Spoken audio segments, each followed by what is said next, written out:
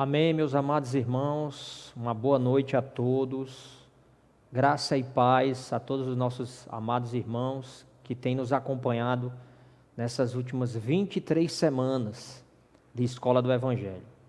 Hoje chegamos à 24ª lição deste livro, volume 2, dos Fundamentos da Fé Cristã. É com muita alegria que nós chegamos à 24ª semana, que se nós formos dividir, dá exatamente 6 meses. Então, nesse período de isolamento social, de pandemia, nós temos através do nosso canal no YouTube, pela graça de Deus, feito essas lições e ela tem alcançado um número considerável de pessoas. Muito mais do que quando nós realizávamos essas lições aqui no nosso local de reunião. Então, eu aqui, no nome de todos os irmãos que estamos nos empenhando em levar essa palavra para vocês que nos acompanham, nós agradecemos a audiência de todos vocês e agradecemos ao Senhor, acima de tudo, por essa oportunidade maravilhosa.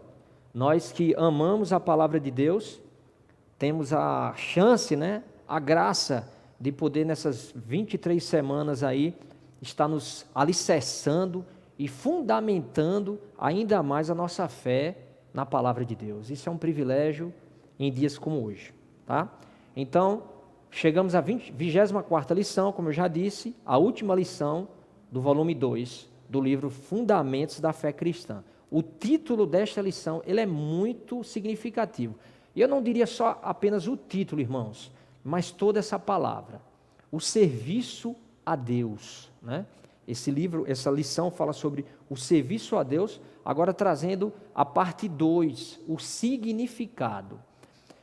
O servir a Deus, para quem recebeu a vida de Deus e foi regenerado, se tornou filho de Deus, como nós já ruminamos bastante nas lições anteriores, é sempre um privilégio servir ao Senhor. Então nós vamos ver hoje, de uma maneira mais profunda, o que significa isso, tá certo? E o primeiro aspecto que nós abordamos essa noite é servir o Senhor como escravo. Aí eu trago para vocês esse pequeno slide aqui. Essa palavra escravo na Bíblia e no Novo Testamento, em grego, a transliteração do grego para a língua latina seria doulos, doulos, que significa escravo na tradução portuguesa ou servo. Então, essa concepção dessa palavra como de escravo, de servir a Deus como escravo, ela traz em si duas conotações. A primeira delas ela traz esse sentido de propriedade, porque se nós analisarmos o que significa o escravo, o que significa o escravo, e desde naquela época, a figura do escravo, na época que o Novo Testamento foi escrito, na época que os primeiros apóstolos começaram a viver a vida da igreja, a figura do escravo era muito presente nas sociedades, Era resultado de conflitos entre países, ou melhor, entre as nações, entre reinos. O Império Romano, por exemplo, quando ele conquistava terras, nações, ele subjugava os povos daquelas nações vencidas. E muitas vezes, cidadãos daqueles reinos que eram subjugados pelo Império Romano, eles eram trazidos para Roma e eram escravizados, eram feitos escravos dos cidadãos romanos. Essa prática não foi só apenas uma prática do Império Romano, mas também de outras nações e civilizações que precederam os romanos, como os mesopotâmicos, os macedônios, Alexandre o Grande, e etc., e vários outros. Tá? Então, a figura do escravo era uma figura muito presente naquela sociedade. Para vocês terem ideia, na Grécia, quando Paulo chega em Atenas, e ele prega o Evangelho naquela região que hoje nós conhecemos como a Grécia, é dito Os historiadores afirmam que de cada 3 cidadãos atenienses, 2 eram escravos e 1 era um cidadão. E cabia aos escravos o trabalho, né? O trabalho físico e braçal. Enquanto os cidadãos atenienses, eles só se preocupavam em filosofar e discutir opiniões. Mas, enfim, essa figura do escravo dá essa ideia de propriedade, é um bem material. É como se para nós hoje é estranho falar sobre isso. Mas até 100 e poucos anos atrás, na história do nosso país, havia essa triste realidade, né? Que existia a escravatura, a escravidão aqui no Brasil. Os africanos foram trazidos para cá e foram escravizados pelos homens brancos, pelos europeus, os colonizadores. Então era uma propriedade privada, como nós temos hoje um automóvel, uma residência, um bem móvel comum. O escravo era um bem móvel também, naquela época. Estava relacionado a essa ideia de propriedade e, consequentemente, a perda de liberdade. O escravo ele não tinha o poder de decidir sobre o destino da sua vida, sobre o que fazer ou o que deixar de fazer.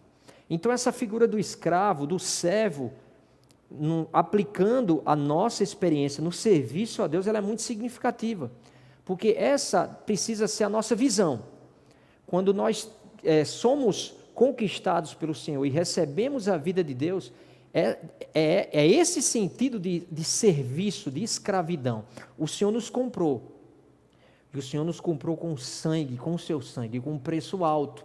Então é importante que eu e você tenhamos essa visão, que nós não nos pertencemos, nós pertencemos ao Senhor. Ele pagou um alto preço por nós e nós hoje somos propriedade de Deus. Veja isso em Romanos, como nós trazemos aqui, Romanos capítulo 6, versículo 6. Diz assim, sabendo isto, Romanos 6, 6. Foi crucificado com ele o nosso velho homem, para que o corpo do pecado seja destruído e não sirvamos o pecado como escravos. Por que esse versículo diz isso? Porque o homem caído, ele é um escravo. Mas escravo do quê? Escravo do pecado. O homem foi escravizado, subjugado pela natureza pecaminosa. E quando o homem é liberto dessa escravidão, ele é liberto pela obra de Cristo na cruz. Quando o homem recebe Cristo, crê em Cristo, o homem é libertado da subserviência ao pecado e passa a servir a Deus. E a Bíblia mostra que esse serviço a Deus, mesmo nós nos colocando como escravos de Cristo, servos de Cristo, mas esse serviço, essa condição de escravo de Cristo, ela, de fato, o que é que ela representa, o que ela significa, é a verdadeira liberdade. Porque até então nós estávamos escravizados e subjugados pelo pecado. Aqui no capítulo 7 de Romanos, Paulo diz que aquilo que o homem não quer fazer, ele é levado a fazer, embora ele não queira, mas a natureza pecaminosa que habita na sua carne o subjuga e o escraviza. Então hoje, aqueles que não estão servindo a Deus, estão servindo ao pecado, estão servindo à carne, estão sendo escravizados pelo pecado, e na grande maioria das vezes não se dão conta disso. Mas aqui, em 2 Coríntios, capítulo 3, versículo 17, tem um versículo muito conhecido e muito rico para nós essa noite.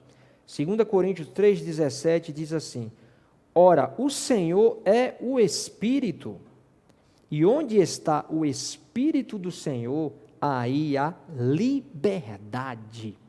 Louvado seja o Senhor. E em Gálatas capítulo 5,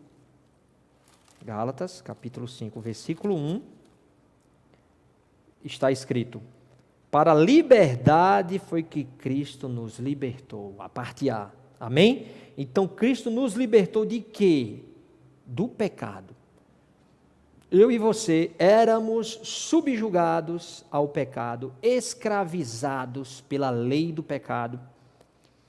Muitas vezes éramos levados a fazer e a cometer atos que talvez não fossem da nossa vontade, mas havia uma força em nós, ou há uma força nesse homem caído que o subjuga, mas a obra de Cristo nos libertou. Foi para a liberdade que Cristo nos libertou. Permanecei, pois, firmes e não vos submetais de novo a jugo de escravidão. Aqui Paulo está falando aos Gálatas, se referindo à lei, né? A lei, ao retorno da prática da lei. Porque a lei aponta para o homem a sua condição como escravo do pecado. Mas Cristo nos libertou, aleluia. Hoje eu e você, nós fomos libertados do pecado para servirmos ao nosso Deus, ao nosso Cristo, louvado seja o Senhor. Então essa ideia de propriedade e de perda de liberdade, como eu já disse, ela é muito representativa para nós. Hoje nós pertencemos, eu e você, nós pertencemos ao Senhor. Nós somos propriedades dEle, certo? E como nós somos propriedades dEle, de Deus, nós não temos liberdade de escolher se nós servimos ou não. Agora isso é uma visão, irmãos. É uma visão celestial que precisa se tornar uma experiência, uma prática, uma vida, né? Infelizmente, não é muito número de irmãos que tem essa realidade. A gente vai ver essa noite que muitos cristãos, eles não vivem a experiência de servo, mas vivem a experiência de voluntário. E a gente vai ver a diferença disso, tá bom? Então nós precisamos experimentar e ter essa visão, que nós pertencemos a Cristo, nós somos propriedades de Deus e nós não temos liberdade. A nossa vida está nas mãos de Deus. O sentido da nossa vida é servir o Senhor, é servir os irmãos na igreja, é cooperar com o Senhor na edificação do seu corpo e para apressar a sua volta. É para isso que o Senhor nos comprou, para que nós possamos cooperar com Ele. Essa precisa ser a minha visão, a sua visão, e essa visão precisa se tornar nossa experiência. Amém? 1 Coríntios agora, capítulo 6, versículo 20. Ó Senhor Jesus. 1 Coríntios 6, capítulo 20, diz aqui, ó: porque fostes comprados por preço, agora, pois, glorificai a Deus no vosso corpo. Nós fomos comprados, nós pertencíamos a esse mundo, nós servíamos a esse mundo, nós estávamos subjugados por Satanás e por esse mundo. A figura do povo de Israel no Egito é uma figura completa do que isso que eu estou falando para vocês no livro de Êxodo. E o Senhor libertou aquele povo, tirou aquele povo do Egito. A realidade daquela figura é o que o Senhor fez na tua vida e na minha vida. Nós estávamos escravizados no Egito e o Senhor nos libertou. A sua obra como Cordeiro Pascal foi uma obra de redenção. O Senhor nos redime, nos regenera e nos resgata, nos tirando dessa escravidão no Egito. Louvado seja o Senhor. E agora, o que é que nós precisamos fazer? Nós precisamos viver uma vida de serviço, glorificando a Deus no nosso corpo. Nós servimos o Senhor, irmãos, com o nosso corpo.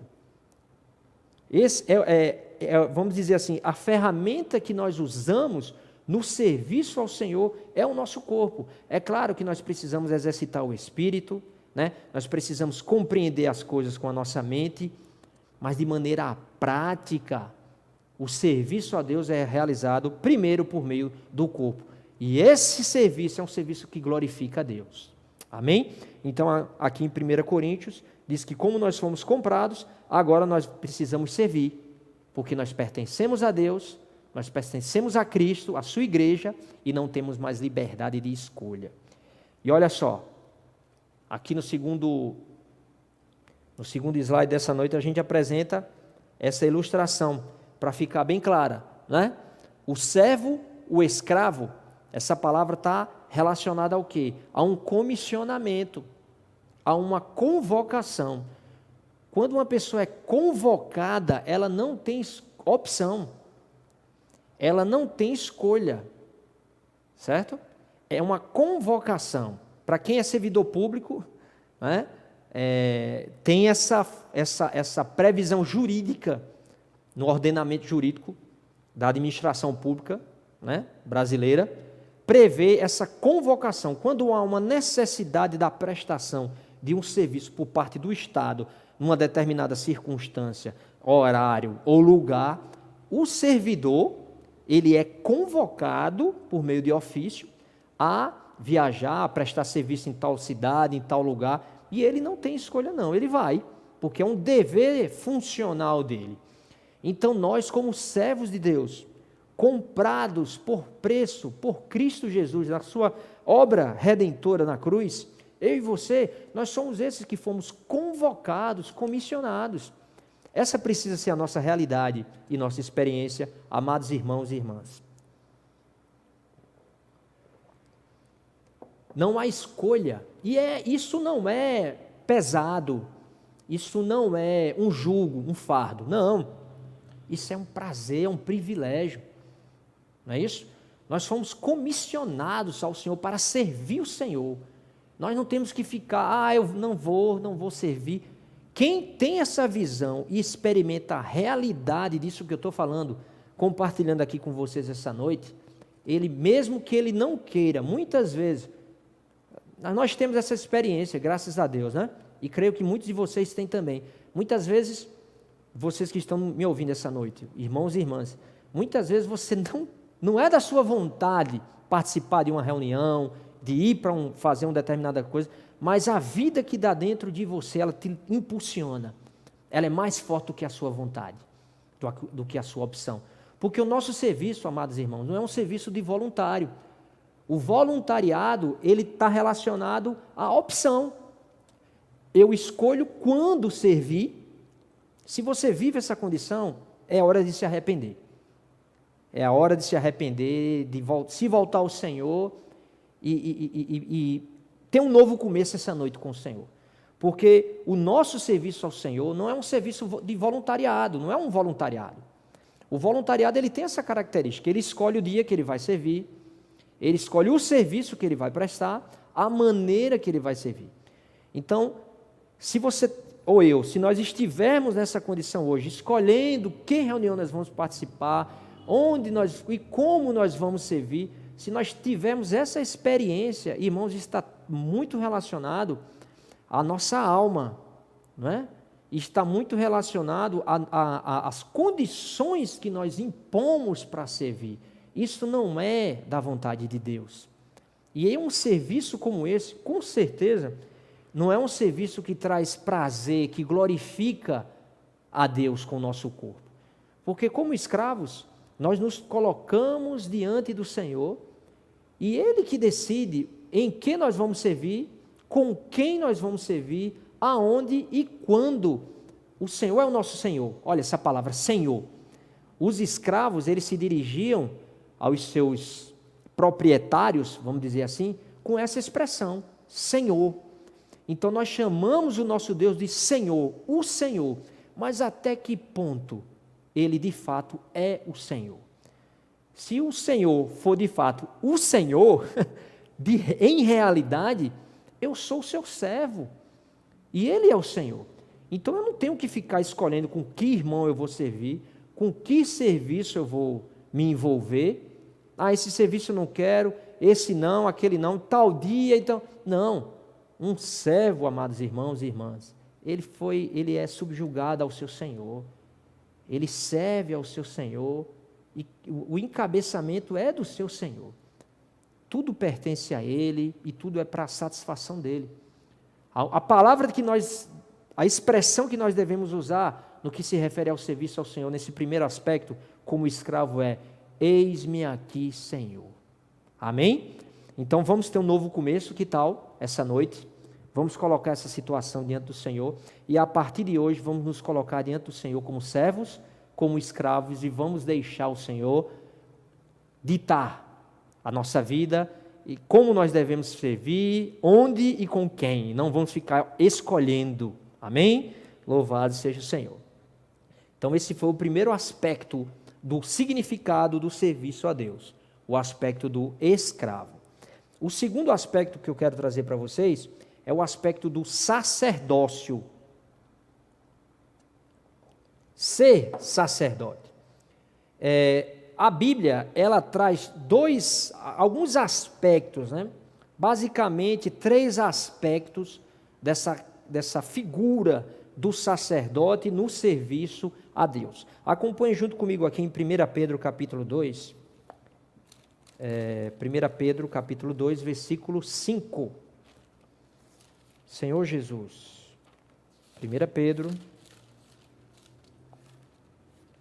capítulo 2, versículo 5, que diz aqui: também vós mesmos, como pedras que vivem, sois edificados, casa espiritual, para ser de sacerdócio santo, a fim de oferecer sacrifícios espirituais agradáveis a Deus, por intermédio de Jesus Cristo. Então, esse primeiro aspecto do aspecto do sacerdócio, né, seria o sacerdócio santo, que significa o quê? Que representa o quê?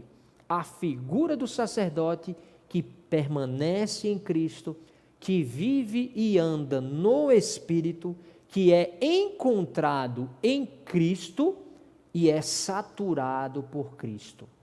O serviço ao Senhor, ele não deve ser feito em nós mesmos. Não é fruto da nossa capacidade ou da nossa condição de servir.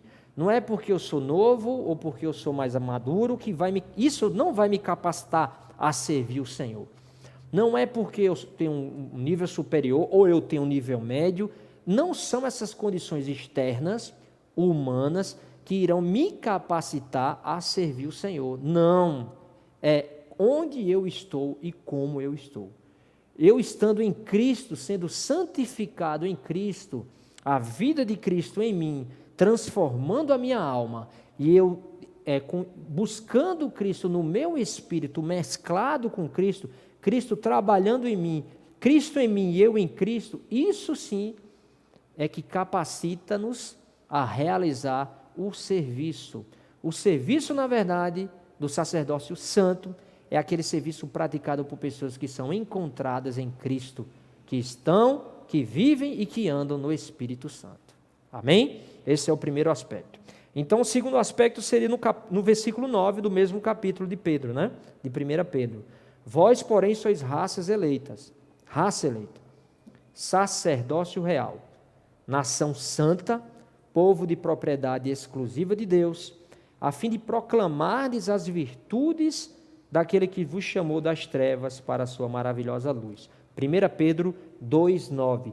Aqui nós temos o aspecto do sacerdócio real. É aquele aspecto em que nós, como sacerdotes, nós podemos abençoar as pessoas com Deus. Nós podemos levar Deus até as pessoas. Servimos o Senhor, levando o Senhor às pessoas, abençoando-as com a vida de Deus. De maneira prática, isso pode ser feito quando nós pregamos o Evangelho, quando nós realizamos reuniões de grupo familiar na casa de pessoas. O lar é abençoado com a presença da igreja, com a presença dos irmãos, consequentemente, com a presença de Deus, com a presença de Cristo. Essa é a figura do sacerdócio real. Amém? Então, o terceiro aspecto dessa noite, na verdade são 4, tá? Eu pensei que eram 3, mas são 3 mesmo, desculpa, aqui já é outro ponto. Esse agora é o terceiro aspecto, é o sacerdócio do Evangelho. Abra sua Bíblia em Romanos 15, 16. Romanos 15, 16. O sacerdócio do Evangelho. Romanos 15, 16. Senhor Jesus. Romanos capítulo 15, versículo 16, diz aqui, ó. Para que eu seja ministro, essa palavra ministro, olha só, aqui no original grego, é sacerdote. Certo? A tradução aqui, João Ferreira de Almeida traduz como ministro, mas é a mesma palavra de sacerdote em grego, tá? Então seria mais ou menos assim, se a gente fosse com uma tradução mais literal. Para que eu seja sacerdote de Cristo Jesus entre os gentios, no sagrado encargo de anunciar o evangelho de Deus, de modo que a oferta dele seja aceitável, uma vez santificada pelo Espírito Santo. Veja que coisa tremenda. Aqui é o sacerdócio do Evangelho. É o sacerdócio que leva a salvação para as pessoas. A figura do comportor, a figura daquele que prega o Evangelho, a figura sua e minha quando a gente anuncia as boas novas para as pessoas, num ponto de ônibus, num ambiente de trabalho, quando as pessoas recebem o Senhor, creem no Senhor e são salvas. Olha, esse é o sacerdócio de Cristo entre os gentios, entre os incrédulos, aquelas pessoas que ainda não creram no Senhor. Nós exercemos esse sacerdócio do Evangelho entre os incrédulos, no meio dessas pessoas. Louvado seja o Senhor. E esse é um sagrado comissionamento. Anunciar, que também no original grego quer dizer servir como sacerdote. Esse anunciar aqui é que nós estaremos entre os incrédulos, servindo a Deus como um sacerdote, trazendo para os lares, trazendo para as pessoas que ainda não creram no Senhor e que estão próximas de nós, a salvação. Isso é maravilhoso. E esse é o Evangelho de Deus, né? Trazendo o Evangelho de Deus para essas pessoas. De modo que, agora essas pessoas sendo salvas, a oferta deles seja aceitável. Eles vão agora ser salvos, vão aceitar a vida de Deus, vão ser regenerados, santificados, uma vez santificados pelo Espírito Santo. E agora eles vão começar a servir também. Eles serão oferta aceitável a Deus, porque eles estarão sendo santificados pelo Espírito Santo. Mas isso ocorre na vida dessas pessoas porque tem alguém, um sacerdócio do Evangelho, um sacerdote do Evangelho, que foi comissionado, que foi obediente, porque ele é um servo e um escravo, e não um voluntário, né?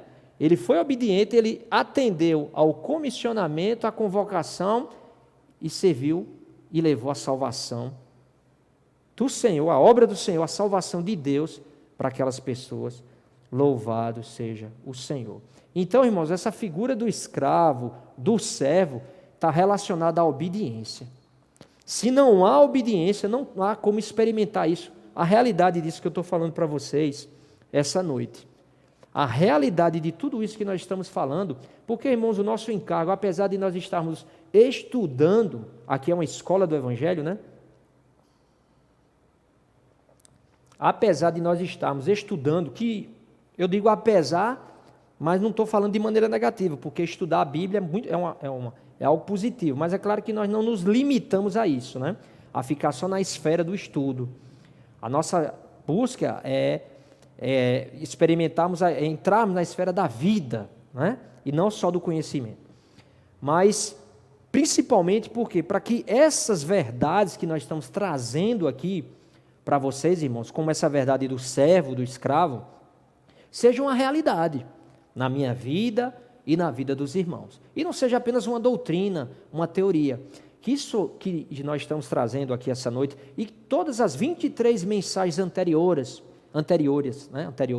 que cada um de nós trouxemos aqui para vocês, não é o nosso objetivo ficar todas essas informações apenas na esfera do conhecimento, mas a meta é tornar real no nosso viver todas essas verdades. E a figura do escravo, a figura do servo é uma delas. Nosso apelo é que nós possamos buscar experimentar isso. Amém? Viver isso no nosso dia a dia. E isso vem por meio de obediência. Amém? Então, meus amados irmãos, nessa figura do sacerdote do Evangelho, a gente vai desenvolver um pouquinho mais aqui, em alguns minutos, para concluir a mensagem. Essa figura do sacerdote do Evangelho, ela é uma representação de todos nós hoje. Esse sacerdócio É um sacerdócio universal. Não há na Igreja de Cristo a classificação de irmãos. Assim, não há castas ou não há divisões de aqueles que são sacerdotes e aqueles que não são. Que nós não caiamos no mesmo equívoco dos israelitas. Porque, a princípio, era do desejo de Deus ter uma nação, um povo de sacerdote.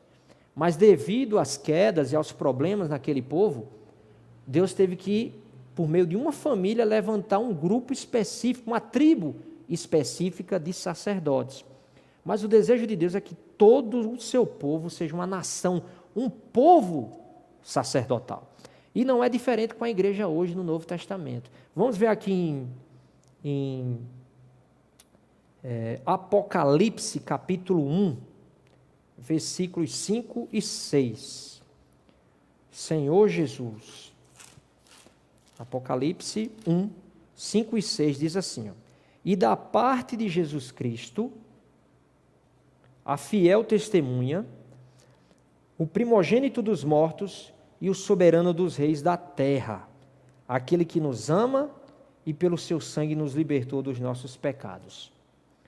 E nos constituiu reino, sacerdotes para o seu Deus e Pai. A Ele a glória e o domínio pelos séculos dos séculos. Amém. Então, Cristo, o soberano dos reis da terra, a fiel testemunha, o primogênito dos mortos, esse Cristo, ele nos constituiu, toda a igreja de Cristo, como sacerdotes. Louvado seja o Senhor. Veja que isso vai de encontro a muita teologia e a muita coisa tradicional que existe no cristianismo por aí. Não há uma classe de sacerdotes na igreja de Cristo. Está no coração do Senhor que o seu povo exerça o sacerdócio. Não é um ofício ou uma função apenas dos irmãos responsáveis da liderança, não. Por mais humilde que você possa se sentir, você foi comissionado por Cristo quando você foi salvo para ser um sacerdote. Todos os irmãos, irmãos, todos nós fomos constituídos por Cristo. Foi Cristo, como diz aqui no versículo 6, e nos constituiu reinos sacerdotes para o seu Deus. Foi o próprio Cristo na sua obra na cruz que constituiu eu e você. Isso não é obra humana. Não é baseado no que você pode fazer, no que eu posso fazer. Não. É fruto da obra de Cristo. Foi Cristo que nos constituiu. Amém? Isso precisa nos impactar. Eu falando isso aqui para os irmãos, eu me lembro de um diálogo que eu tive essa semana com meu pai. Os irmãos aqui em Campina conhecem meu pai, né? Meu pai está com 82 anos de idade, e ele me falava assim, que ele não acreditava que ele ia reinar, porque ele não pregava o evangelho. Eu disse, não, pai, não. É porque eu estava perguntando a ele, né, que ele estava 6 meses sem ir para as reuniões, se ele estava lendo o alimento diário, que ele estava lendo a Bíblia, uma literatura. Ele disse que eu leio 2 vezes por dia, cada um desses 3 aí. Mas eu disse, não, ele disse assim, que não achava que ia reinar por causa disso, porque não pregava o evangelho. Eu digo, pai, pregar o evangelho está no coração de Deus. A gente vai ver na conclusão dessa palavra que o Senhor comissionou a sua igreja para exercer esse sacerdócio, de pregar o evangelho. Mas não é pregar o evangelho que vai nos fazer vencedores.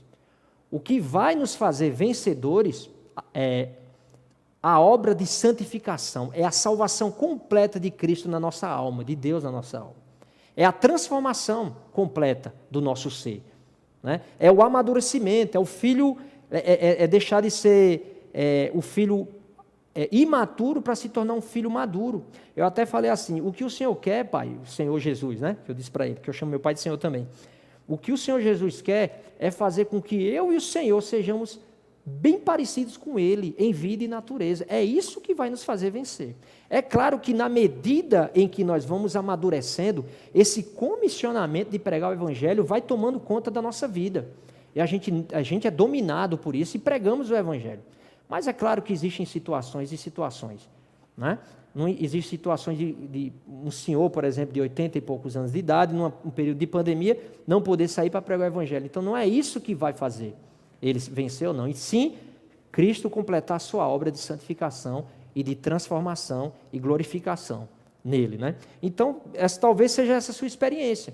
Você está me ouvindo essa noite em casa, ouvindo essa palavra e pensando consigo mesmo, eu não sou esse sacerdote, irmão, que você está falando, porque eu não faço isso, eu não sirvo os irmãos, eu não sei falar, eu não consigo liberar uma mensagem. Não, irmãos, não é isso. Não depende do que você faz, não depende do que eu faço. E esse sacerdócio, ele é vivido no nosso dia a dia. Né?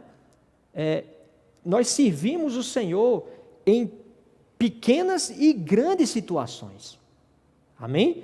Nós servimos o Senhor pregando o Evangelho para os nossos filhos em casa, pequenininhos, ou quando eles crescem, já são algumas coroas que nós vamos apresentar ao Senhor no dia da sua volta, no dia do Senhor. A esposa, o marido, situações no nosso dia a dia, num ponto de ônibus que você está, numa pessoa que você encontra na fila da lotérica. E também existem situações maiores, como aqueles irmãos que liberam mensagem e tudo mais, mas não condicione o seu serviço sacerdotal, amado irmão e irmã, a sua condição. Não pense dessa maneira. O sacerdócio é universal. O Senhor constituiu eu e você, por menor que nós somos, por menor que nós possamos nos achar, mas Ele nos constituiu seus sacerdotes. E eu creio nisso, nós somos sacerdotes. Amém? Você é um sacerdote de Cristo. Louvado seja o Senhor. Então, meus irmãos, seguindo agora aqui, nesse ritmo de como sacerdote do Evangelho, né? Esse sacerdote é o serviço sacerdotal de anunciar o Evangelho. Nós vemos aqui que a igreja, ela foi comissionada por Cristo, como eu já tinha dito para vocês, a levar essa missão. A igreja tem uma missão, irmãos, na terra. Vamos ver aqui em Mateus 28. Ó. Mateus capítulo 28, a partir do versículo 16. O Senhor, ele edificou e está edificando a sua igreja. A igreja é fruto da obra de Cristo. Mas não é só para a gente ficar como igreja, desfrutando do Senhor, né? Também vivendo Cristo e andando em Cristo no nosso dia a dia e crescendo em vida. Mas a igreja tem uma missão. O próprio Senhor, Ele comissionou a igreja com uma missão. E a gente precisa deixar-se levar, deixar-se conduzir por essa visão e esse comissionamento. Aqui em Mateus 28, a partir do versículo 16, diz assim, ó, seguiram os 11 discípulos. Seguiram os 11 discípulos. Aqui a gente vê o seguinte, ó, para começar aqui, a partir do versículo 16, a gente precisa se voltar para o versículo 7 e o versículo 10 para entender o contexto disso aqui. No versículo 7, o Senhor ressuscita, né? E o anjo diz assim, ó, e depois depressa, e dizeis aos seus discípulos que ele ressuscitou.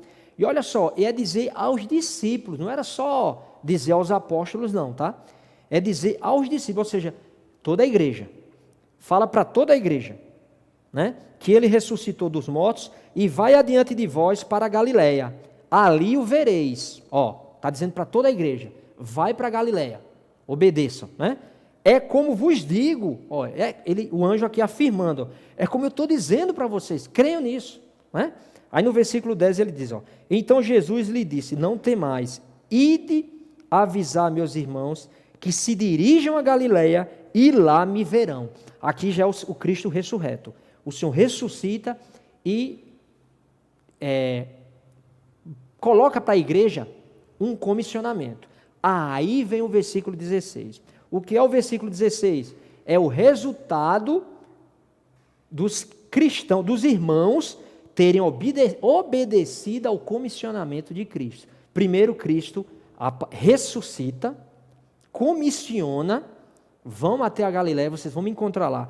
Os discípulos obedecem, aí agora entra no versículo 16. Seguiram os 11 discípulos, aqui representando a igreja, todos nós, para a Galiléia, para o monte que Jesus lhes designara. Então, meus amados irmãos, no que se refere ao serviço a Deus, o significado do serviço a Deus, quando nós estamos tratando essa noite aqui, tudo parte do princípio da obediência.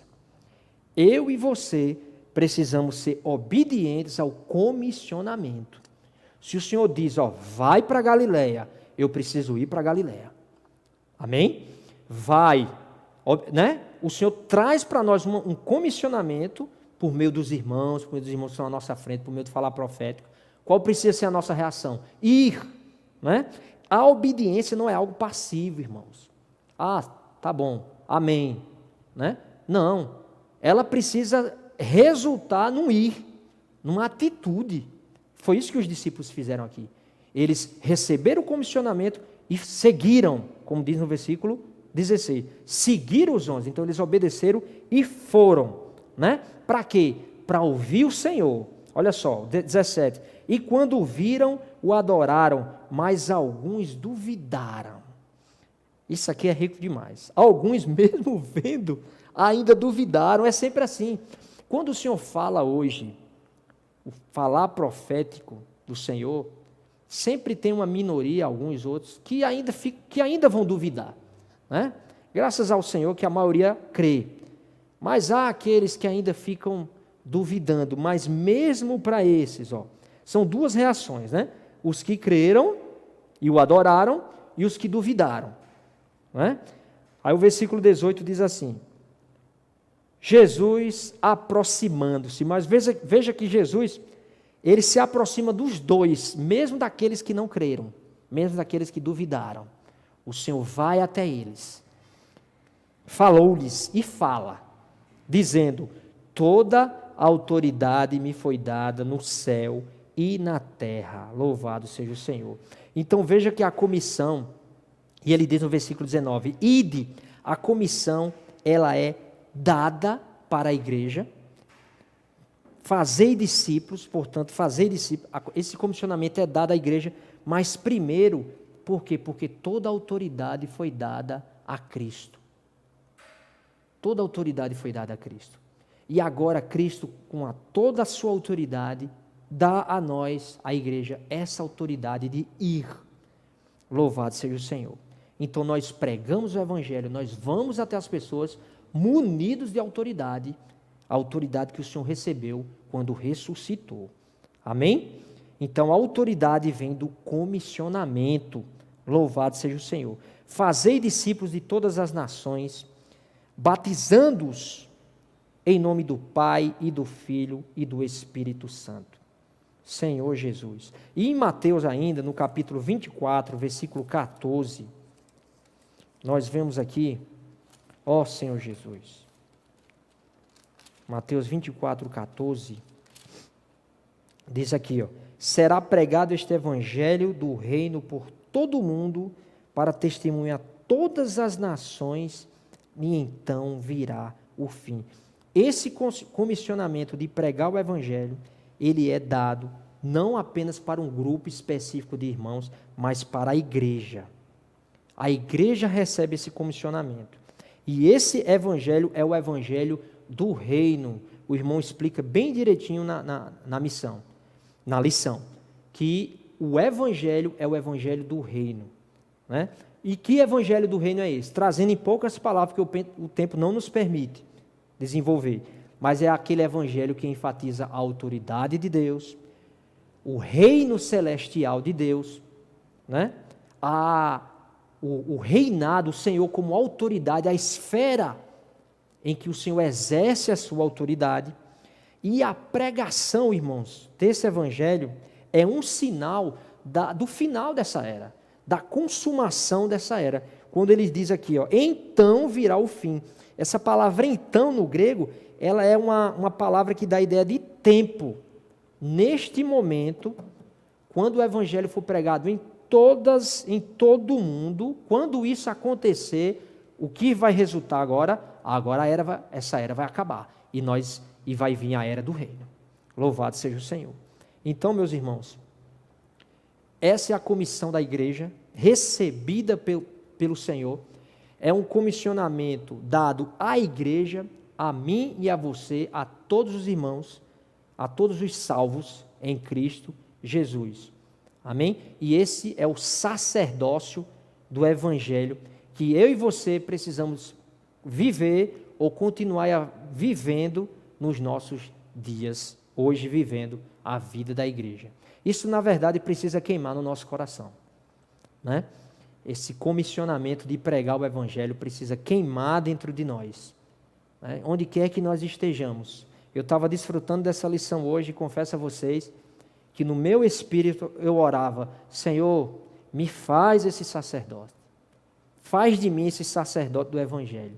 Onde quer que eu esteja, com quem eu estiver, me dá esse espírito de sacerdote, de intrepidez, de falar. As pessoas falam tanto, irmãos, de tantas coisas, jogo de futebol, de pandemia, de política, não é essa época que a gente está vivendo. As pessoas não têm vergonha nenhum, pudor nenhum de falar dessas coisas. Porque nós vamos ficar envergonhados de falar do nosso Senhor, tão maravilhoso, tão rico, tão benevolente conosco, não é verdade? Ó Senhor Jesus, que o Senhor faça de nós, cada um de nós, esses seus sacerdotes fiéis. Amém? Para encerrar, meus irmãos, eu trago aqui essa frase que me impactou, a frase que está nessa lição.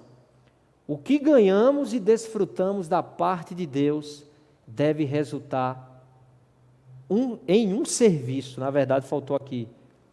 Em um serviço. O que essa frase quer dizer? Irmão, nós estamos recebendo tanta palavra, nós estamos ganhando tanto de Cristo. O Senhor tem se dispensado tanto para nós, por meio dos apóstolos, por meio do seu falar profético. Nós temos a Bíblia escrita, nós temos a literatura, nós temos a escola do Evangelho, nós temos as reuniões, nós temos a vida da igreja. O Senhor tem se dispensado tanto para nós, né? E na medida em que nós ganhamos mais de Cristo e desfrutamos desse Cristo, isso precisa produzir na minha vida e na vida de vocês, irmãos e irmãs, o serviço a Cristo, a Deus e à igreja. O Senhor, Ele não quer que nós tenhamos um viver passivo, inerte. Pelo contrário, o Senhor nos designou para darmos frutos. Louvado seja o Senhor. É do coração de Deus, é do desejo de Deus, que nós o sirvamos e possamos dar frutos na edificação da igreja e para apressar a volta do Senhor, pregando o Evangelho também, principalmente. Amém? Louvado seja o Senhor. Então vamos lá agora, vamos às perguntas. Acompanhe junto conosco aí, vamos responder as perguntas da lição 24. A primeira pergunta é a seguinte: considerando que servir o Senhor é servir como escravo, reflita sobre a seguinte afirmação, 2 pontos. Servir a Deus não é opção. A resposta a essa pergunta me leva a isso aqui, a esse slide aqui, né, irmão? Servo, escravo e voluntário. É como eu disse para vocês no início. O voluntário, ele escolhe onde, com quem e quando servir. O escravo não. O escravo, ele é servo. O prazer do escravo é realizar a vontade do seu Senhor. É fazer a vontade do seu Senhor, servi-lo com seu corpo, com a sua alma e com seu espírito, onde ele quiser, quando e com quem o seu Senhor o designar. Amém? Então, considerando que servir o Senhor é servir como escravo, a minha resposta seria essa. Servir o Senhor como escravo é não servi-lo com as minhas opções. Isso aí é servir como voluntário, escolhendo, mas é serviço sem escolha. É entrega, é obediência. Amém? Vamos lá. Segunda pergunta. O que significa servir como sacerdote? Que decisões práticas você pode tomar para viver como sacerdote? Essa pergunta também, ela tem A maioria das perguntas dessa lição, elas têm uma natureza muito subjetiva, assim. Você pode responder com as suas palavras, tá? Eu respondi com as minhas, você pode conferir depois, se você quiser, dar um pause, né? Tal, aí você escolhe. Mas eu coloquei aqui, assim, que o sacerdócio, como eu já disse aqui na lição, ele é um sacerdócio, ele é universal, né? Ele não é, a gente não tem que ficar esperando pelos líderes ou por alguns irmãos servir, o irmão que fala bem, o irmão que faz isso bem, não. Nós mesmos precisamos tomar a decisão de servir o Senhor, né? Essa deve ser a decisão prática que nós precisamos tomar, de servir, né? De não fazer como os judeus, dividir o povo em classe, aqueles que servem e aqueles que são servidos. Não, todos nós servimos, essa precisa ser a decisão. Nós precisamos ter uma decisão prática de ser obedientes ao comissionamento, como os apóstolos foram lá em Mateus 28, eles receberam o comissionamento e subiram para Galiléia para ouvir o falar do Senhor e para receber a missão. Então, essa precisa ser a nossa decisão, de servir, não esperar por ninguém. Amém? Vamos lá. Terceira questão. O que você sentiu quando aprendeu que a vontade de Deus é que toda a humanidade seja salva? Eu senti assim eu fui provocado no meu interior, né? Eu fui instigado pelo Espírito, em meu espírito, a me envolver mais com a pregação do Evangelho, a me arrepender e a sair da minha zona de conforto. Esse é o desejo de Deus, salvar todas as pessoas, toda a humanidade, né? E como Ele precisa de nós para chegar até as pessoas. Ele precisa de nós como servos, como escravos e principalmente como sacerdotes. Amém? Quarta pergunta: quais são suas maiores dificuldades para praticar a grande comissão, né? A pregação do Evangelho? Com certeza, cada um de nós vamos colocar aí uma resposta talvez parecida, mas muitas vezes diferentes, porque cada um de nós temos uma experiência diferenciada, cada um de nós temos as nossas fraquezas e dificuldades, né, que de uma maneira ou de outra se torna um empecilho, né?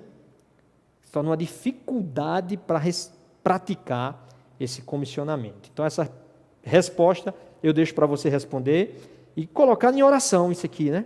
Isso aqui é interessante a gente colocar em oração, responder isso aqui colocando em oração, para que o Senhor possa nos fazer sobrepor essas dificuldades. O Senhor possa em nós vencer essas dificuldades, para que nós possamos nos tornar esses sacerdotes de realidade, né? Em realidade. E a última pergunta é: explique o que significa pregar o Evangelho do Reino e por que é tão importante. Pregar o Evangelho do Reino é diferente de pregar o Evangelho da Graça. O Evangelho da Graça é o Evangelho da salvação, né? Os irmãos, o cristianismo já faz isso durante séculos, pregando o Evangelho do Reino de maneira muito eficiente, né? Pregando a salvação, Cristo como Cordeiro Pascal, aquele que foi imolado na cruz, e quando nós cremos nele, nós recebemos a vida eterna e somos salvos da condenação eterna, né? Então, resumindo aqui, bem resumido, tá, irmãos? Então, esse é o Evangelho do Reino. O Evangelho da Graça, perdão. O Evangelho do Reino, como eu expliquei anteriormente, é o Evangelho que mostra que não é só ser salvo, não é só receber a vida de Cristo e ser salvo, receber a salvação. Na verdade, a salvação é o pontapé inicial. Há agora uma caminhada, né? Há um caminho a ser seguido, uma trajetória, né? Deus agora ele vai em Cristo, por meio do Espírito, em mim, em você, no nosso Espírito, trabalhar na nossa vida, nos fazer amadurecer, nos transformar, nos santificando, a ponto em que nós vamos ser glorificados, né? E nós vamos ser co-reis com Cristo no seu reino. Nós vamos reinar com Cristo. Essa esfera em que o Senhor será a autoridade, o governo de Deus. Essa é a esfera do reino. Se a gente fosse falar sobre o reino, em realidade, o aspecto da realidade, da aparência, isso aqui já dá outra lição, né? Mas trocando em palavras gerais, é basicamente isso aí. E ele é tão importante por quê? porque o evangelho do reino, sendo pregado em todas as nações, será o sinal da consumação dessa era, o final dessa era, para que o Senhor possa voltar, restabelecer o seu reino nessa terra e acabar, né, com esse caos que nós vivemos hoje aqui na nossa sociedade, na nossa realidade. Amém? Louvado seja o Senhor.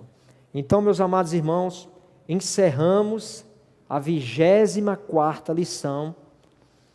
Acabamos esse volume, aguardamos vocês agora no próximo volume, volume 3, que em breve nós iremos começar a ministrar com mais lições maravilhosas. Eu quero orar por você, pela sua família, abençoar, né, cada um dos lares e agradecer ao Senhor e aos irmãos que nos acompanharam durante essas últimas 24 semanas. Amém? Senhor Jesus, ó Senhor Jesus, é com muita alegria, Senhor, que nós te louvamos e te agradecemos essa noite por essa oportunidade de concluir essas 24 lições, essas 24 semanas, oportunidade em que nós podemos desfrutar mais da palavra do Senhor, ser mais constituídos com a Tua palavra, ter uma visão mais profunda da Tua vontade, do Teu desejo, do Teu comissionamento, uma visão mais alargada do propósito da economia de Deus. Ó Senhor Jesus, que o Senhor possa abençoar todos os irmãos que participaram da Escola do Evangelho, os irmãos que ministraram a palavra, que o Senhor possa abençoar também todos os irmãos que nos acompanharam nos seus lares, os esposos, as esposas, os filhos, possa continuar nos guardando nesse período de pandemia, possa consolar os irmãos que perderam seus entes queridos, mas acima de tudo que o Senhor possa continuar trabalhando em nós, nos suprindo por meio do Teu falar, possa continuar produzindo em nós esse filho varão até a Tua volta. Louvado seja o Senhor. Amém? Muito obrigado, irmãos. Louvado seja o Senhor e até a próxima. Jesus Cristo é o nosso Senhor. Amém. Fé é o elemento fundamental de alguém escolhido e chamado por Deus. Ei. O justo viverá por fé. A fé vem pelo ouvir, e o ouvir a palavra de Cristo. O livro Fundamentos da Fé Cristã contém 24 lições que visam fundamentar e fortalecer a fé cristã. Ele é a continuidade do volume 1, abordando os mesmos temas, porém de modo mais abrangente e profundo.